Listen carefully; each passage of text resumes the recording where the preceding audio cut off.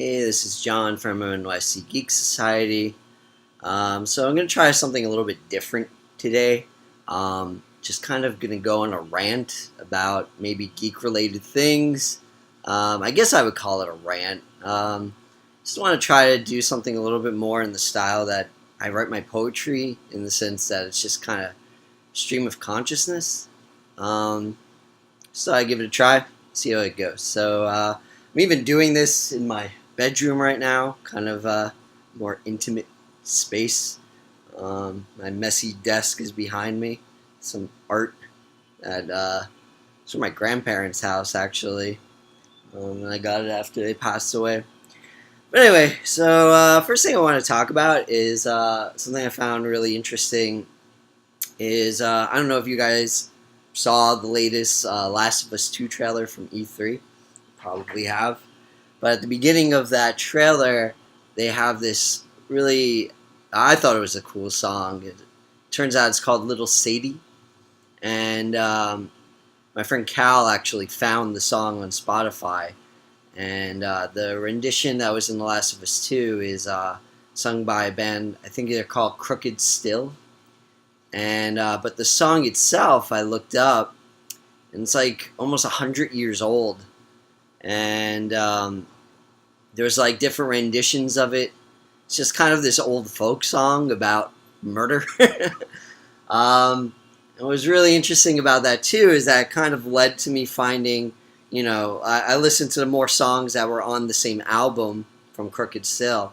And it seems like maybe, I don't know if most of them or all of them are old folk songs, but there was another one called Wind and Rain, and I instantly recognized it from the game Her Story, which I definitely recommend checking out if you haven't already. And what's really crazy about that song is that song's over 350 years old, and that it's another story about murder. But there's something just kind of in my bones about that song in particular. Just like it's in this minor key, and it has kind of this slightly out of tune fiddle in the background, which plays into the story of the song. It's just really beautiful, and I'm gonna try to like find every different version of that song I can. It goes by different names and different languages. So check out Little Sadie, about 100 years old, and Wind and Rain, which is over 350 years old. And it's just kind of crazy to me that both of these songs could be found in video games now. Because something I've always said about video games is it literally encompasses every form of art. It has visual art. Typically, you could read some sort of text in it. Music and audio and just everything. And then it just adds interaction. And I think one of the things about being a gamer is this compulsion to explore and to kind of dig deeper into things. Because what do you do when you start a video game? First thing you want to do is just kind of like test to see what you can do, explore how far you can go, explore what you can do with the things in your environment. And I think that maybe a lot of gamers do what I kind of do, is like when you find even just a piece of that thing in the game, you dig deeper and try to find out more about it. And what's crazy about video games is that there's typically always something to find. Check out that Last of Us 2 trailer, find that song Little Sadie, listen to it, and also play Her Story and check out Wind and Rain, because it's just beautiful. Something else that I've been doing is I've been playing that game Detroit, and that is developed by Quantic Dream. And this past year or so, there's been a lot of that Me Too movement going on, which most of it I do support, obviously. Well, obvious to me. I don't know if it would be to you.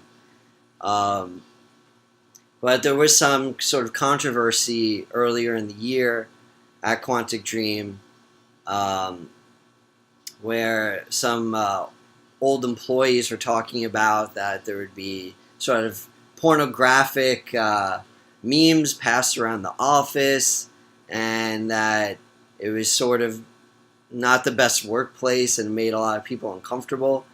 And David Cage, who is, I believe, the founder of Quantic Dream, but he's definitely the main game designer. He denied all allegations, and he's suing some people. And it's just unfortunate that that kind of mars what, in my opinion, is probably the best game so far that they've ever made from a storytelling perspective and from an acting perspective. What's incredible to me is a few weeks ago, actually about a month ago maybe now, I actually bought a copy of the game for my sister. My sister was playing the game and at my parents' house, and my mother came in and started watching, and she actually got really interested in the characters and really involved. My mother. I believe in my 34 years of living, that is the first time that my mother was actually interested in a video game, which is, in my opinion, quite an accomplishment. But it's weird that there's this controversy about possible sexism in that company, and my mother is really into the game, though. I just don't know how I feel about that. I don't know. It's hard to find out what's real and what's not anymore in this internet age that we've been living in.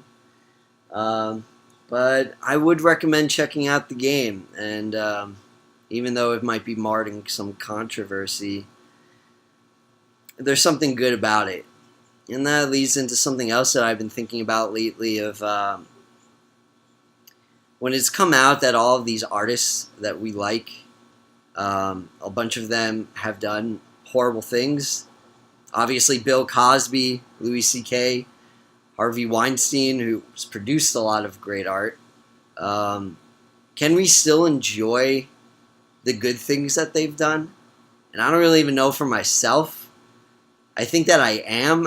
I think that I could still watch Pulp Fiction, which is obviously produced by Harvey Weinstein, and still enjoy it for what it is and what it does.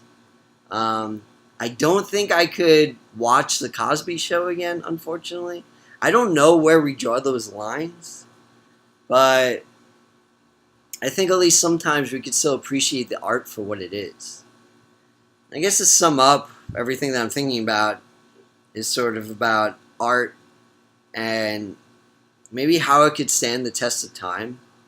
Can some art even stand the test of controversy and stand the test of outliving the bad things that maybe the artist has done themselves, or who the artist is? I don't know, but I find these things interesting. So yeah, I just wanted to try something new, sort of stream of consciousness of talking about things related to media that I've been experiencing throughout the week. I hope you've enjoyed it. Like, share, subscribe. Tell your mom, tell your dad, tell songwriters from 350 years ago. And NYC, geek out.